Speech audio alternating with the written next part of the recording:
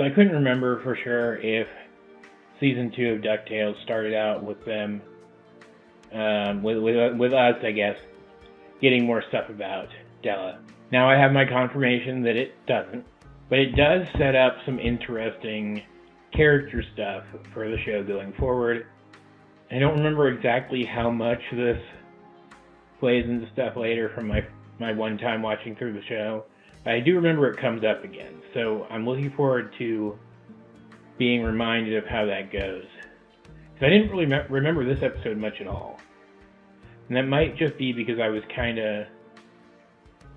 I do actually remember now being kind of disappointed in this one, because we didn't learn more about Della here. That might be why I forgot it, but it's not a bad episode by any stretch. It cold opens into Huey, Dewey, Louie, Webby, and Scrooge doing the Indiana Jones temple thing. Dodging traps, reaching the end, getting the golden idol. And we kind of see how the dynamics are rounding out at this point. Dewey and Webby are really close at this point. They're really in sync with each other, able to rely on each other in the midst of a situation. It kind of reminds me of how we've got the impression so far that Donald and Della gelled with each other. And Huey, being so intelligent, is able to work through things with Scrooge. They kind of match each other on that frequency. But Louie doesn't really feel like he fits in, and you can tell. He is the street smart one, so he is very genre savvy. He has worked out the formula of their lives. He knows what to expect from any given adventure, not specifics, but the kinds of things they might encounter, and so he expects them and is prepared for them, and it comes off as him just being cynical and I think he puts it like delightfully lazy or something to that effect later on.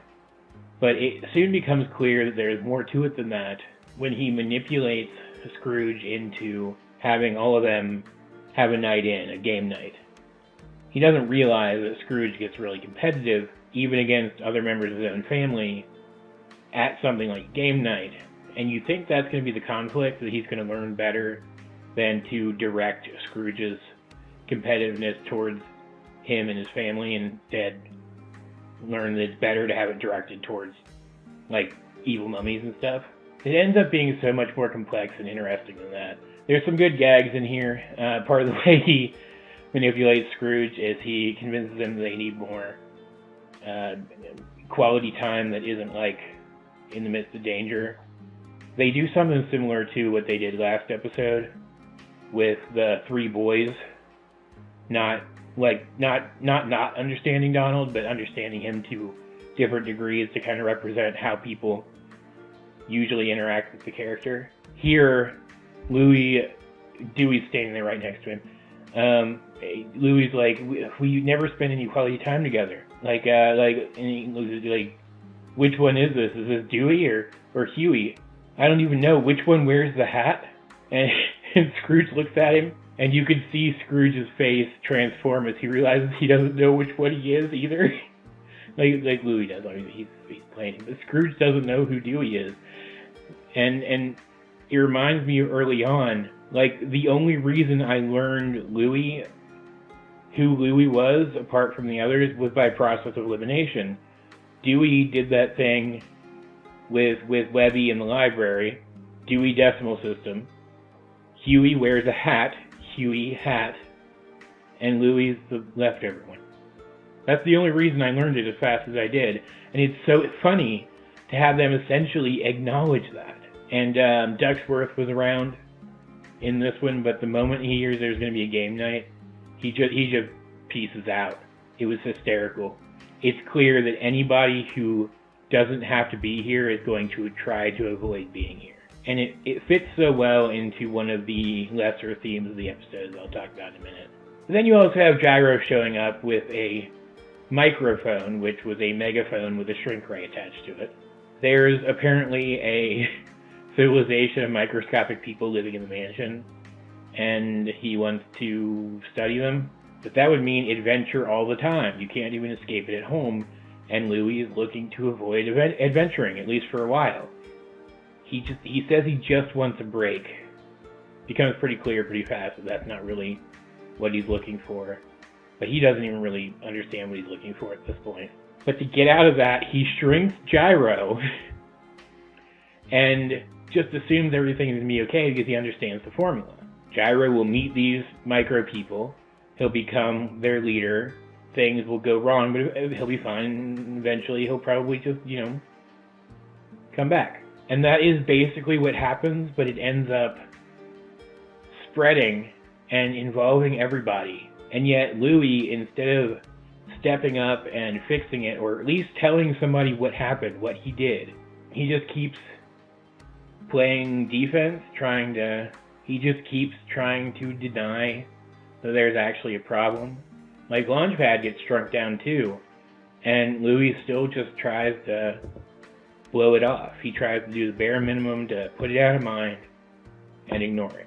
And he's mostly interacting with Huey here because Dewey and Webby are busy learning that their dynamic isn't quite what they thought it was.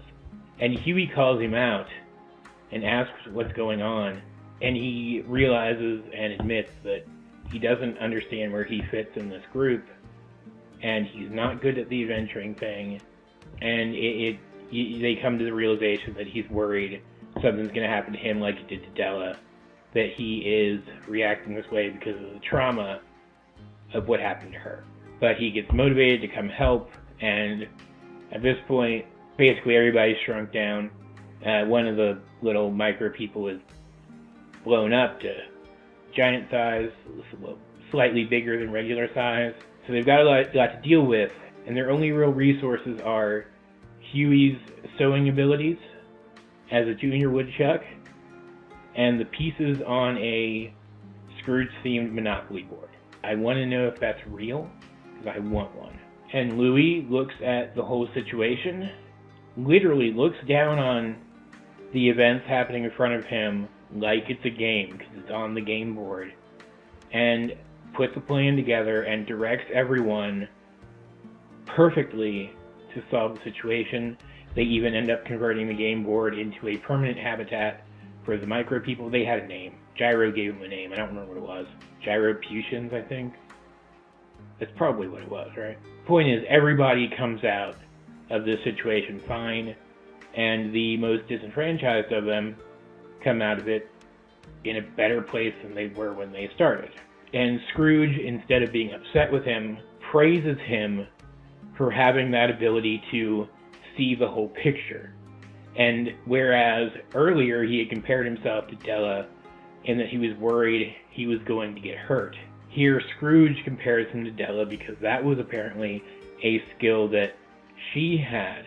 And he even goes so far as to say that Louis may be more successful than him someday, which inspires Louis to open an adventuring business. And I couldn't be more thrilled. I like Louis a lot. He's often the most entertaining of the boys. I like those chess master type characters, and the fact that they're giving him more to do, I think, is a real win for the show. There's also the Dewey-Webby plot, where the two of them, they think they're like best friends, but they have to realize that they're family. That one didn't hit as hard for me. It was fine. I get where they're going with it. They're really leaning into this thing of their whole extended family being their literal family and their found family all together. I do like that about the show.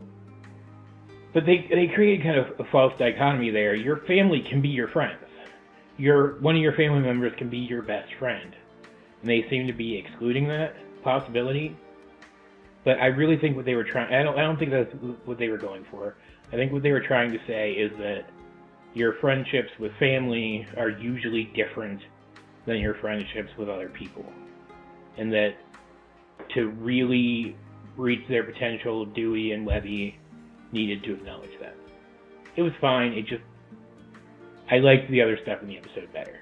It wasn't the funniest episode, or at least I didn't think it was, but it was still a really strong character episode with some good gags. I liked it. And I liked how it kind of sort of established new status quo. Like, nobody was, like, radically different here than they were last season, but it gave us an idea of maybe where this season's going to be going. It wasn't a great episode. It wasn't like a 10 out of 10 home run or anything, but it was It was good. It was fun. All of that said, though, guys, what did you think of this episode of DuckTales? This was Season 2, Episode 1. The Most Dangerous Game Night, I think is what it was called. Like, I think there was even like a question mark on it. Am I right about that? No, there's not a question mark on it. It was just a gag. Let's get a discussion going in the comment section down below. But either way, this has been AJ22, and I will talk to you guys later.